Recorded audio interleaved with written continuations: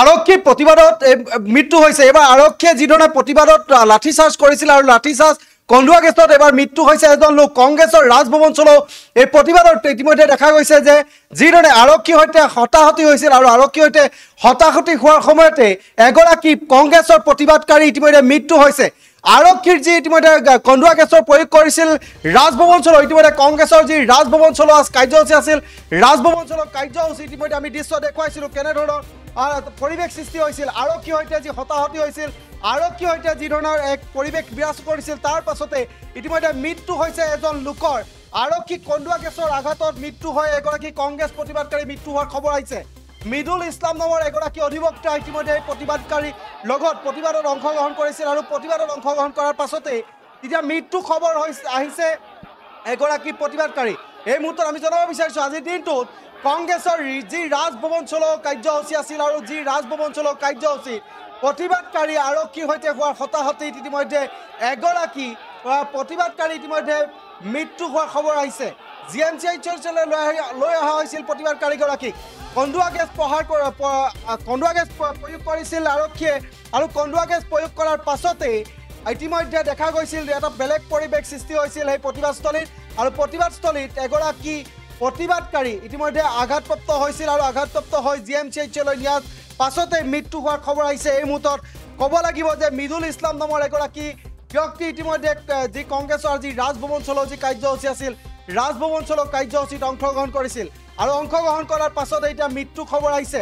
এই মুহূৰ্তত আমি জনাব বিচাৰিছোঁ, পৰিৱেশ দেখুৱাইছোঁ কেনে এক পৰিৱেশে বিৰাজ কৰিছিল, কেনেধৰণৰ এক পৰিৱেশ সৃষ্টি হৈছিল ৰাজভৱন চলো এই কাৰ্যসূচী আৰক্ষীৰ সৈতে কেনেধৰণে প্ৰতিবাদকাৰীয়ে হতাহতি এনেধৰণে দেখা পোৱা গৈছিল। এক হতাহতিৰ যি পৰিৱেশ ইতিমধ্যে আমি দৃশ্য দেখুৱাইছোঁ, এই পৰিৱেশৰ পাছতে আৰক্ষীয়ে কন্দুৱা গেছ প্ৰয়োগ কৰিবলৈ বাধ্য হৈছিল। ভূপেন বৰাৰ নেতৃত্বত যি ৰাজভৱন চলো যি কাৰ্যসূচী আছিল সেই কাৰ্যসূচীত অংশগ্ৰহণ কৰিছিল প্ৰায় ৩০,০০০তকৈ অধিক প্ৰতিবাদকাৰী। আৰু এইবাৰ এক খবৰ আহিছে যিহেতু মৃদুল ইছলাম নামৰ এগৰাকী প্ৰতিবাদকাৰী মৃত্যু খবৰ আহিছে। ইতিমধ্যে GMCHলৈ লৈ যোৱা হৈছিল, আৰক্ষীয়ে কন্দুৱা গেছ প্ৰয়োগ কৰিছিল, তাৰ পাছত আঘাতপ্ৰাপ্ত হৈছিল মৃদুল ইছলাম নামৰ এগৰাকী প্ৰতিবাদকাৰী আৰু প্ৰতিবাদকাৰীগৰাকী ইতিমধ্যে GMCHলৈ লৈ যোৱা হৈছিল। তাৰ পাছত এই ব্যক্তিগৰাকীয়ে ইতিমধ্যে শেষ নিশ্বাস ত্যাগ কৰিছে। এই মুহূৰ্তত আমি জনাব বিচাৰিছোঁ আজিৰ দিনটোত স্মাৰ্ট মিটাৰৰ লগতে আদানী কেলেংকাৰী আৰু মণিপুৰৰ যি হিংসাত্মক পৰিৱেশ এই বিষয়কেইটা সমস্যাকেইটাক লৈ ৰাজভৱন চলো কাৰ্যসূচী লৈছিল অসম প্ৰদেশ কংগ্ৰেছে। আৰু অসম প্ৰদেশ কংগ্ৰেছৰ ভূপেন বৰাৰ নেতৃত্বত অসম প্ৰদেশ কংগ্ৰেছে ৰাজভৱন চলো যি কাৰ্যসূচী লৈছিল আৰু কাৰ্যসূচীত অংশগ্ৰহণ কৰিছিল প্ৰায় ৩০,০০০ অধিক প্ৰতিবাদকাৰী।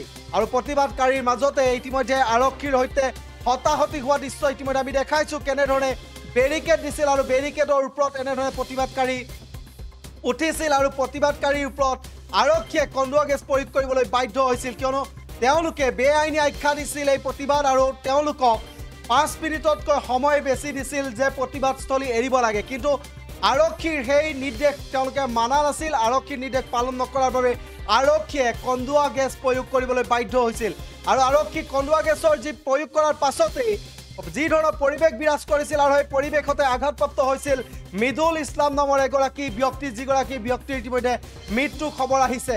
GMCHত ভৰ্তি কৰিছিল আৰু GMCHত চিকিৎসাধীন অৱস্থাতে মৃত্যু হৈছে মৃদুল ইছলাম। মৃদুল ইছলাম ঘৰ ইতিমধ্যে বকুত বুলি জানিব পৰা গৈছে। এইগৰাকী প্ৰতিবাদকাৰীয়ে যি চৰকাৰৰ বিৰুদ্ধে ইতিমধ্যে যি গৰ্জনমুখী যি প্ৰতিবাদ আছিল, তিনিটাকৈ মূল সমস্যা, আদানী সমস্যা, স্মাৰ্ট মিটাৰ সমস্যা আৰু মণিপুৰৰ যি হিংসাত্মক পৰিস্থিতি, তাক লৈ অসম প্ৰদেশ কংগ্ৰেছে যি ধৰণে প্ৰতিবাদী কাৰ্যসূচী ৰূপায়ণ কৰিছিল এই প্ৰতিবাদী কাৰ্যসূচীত অংশগ্ৰহণ কৰিছিল আৰু অংশগ্ৰহণ কৰাৰ পাছতেই প্ৰতিবাদকাৰীৰ সৈতে আৰক্ষীৰ যি হতাহতি পৰিৱেশ ইতিমধ্যে দৃশ্য দেখুৱাইছোঁ, কেনেধৰণে আৰক্ষীৰ সৈতে প্ৰতিবাদত হতাহতি লিপ্ত হৈছিল এইসকল প্ৰতিবাদকাৰী। আৰু তাৰ পাছত এতিয়া মৃত্যু খবৰ আহিছে মৃদুল ইছলামৰ।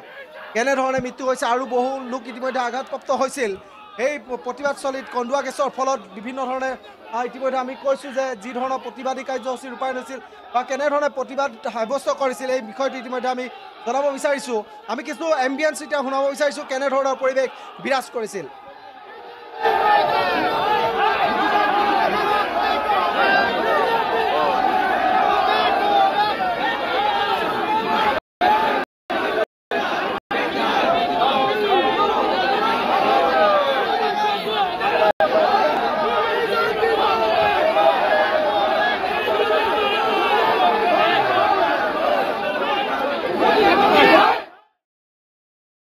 যিকোনো খবৰৰ বাবে যোগাযোগ কৰক 7099017330 লগতে 7099017110 নম্বৰত।